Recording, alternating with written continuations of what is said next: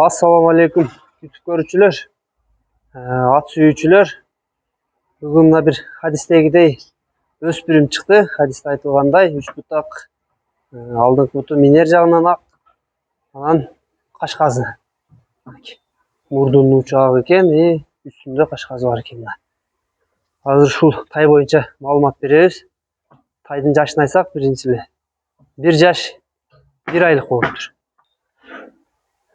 Мына туугандар көргүлө, сынын көргүлө, мүчөсүн көргүлө. Тайдын азы эти арык экен. Талада жүргөн экен тай.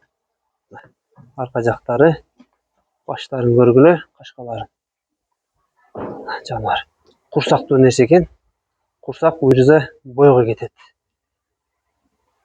Мына туугандар ушундай тай истегендер болсо,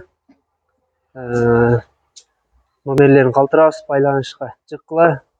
Тайды өзүңөр толук көрүнүшүн көргүлө, сындап баа бергиле. Жанар баштарын башын өйдө алып жүрөт экен. Курсакты карабыз, курсакты жаныбар. Азыр бааларын сурап айтып беребиз баазын. Жашын айттык, буйруза 1 жаш 1 айлык. Баазына келсек, баазы 78 000. Номерлерин калтырабыз, номерлерге байланышка чыгып соода кылгыла туугандар. Эч ким айтканына саткан эмес, соода кылып түшүрүп соодадагы сүннөт деп коет туугандар.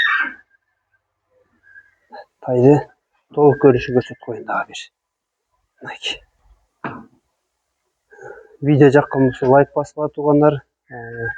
Видеону бөлүшүп, тай алам деп издеп жүргөндөргө бөлүшүп койгула. Тайлар бар экен деп. Ушу менен видео соңуна чыкты. Биздин каналга катталып, лайк басып, комментарий жазып, өз оюңарды бөлүштүргүлө.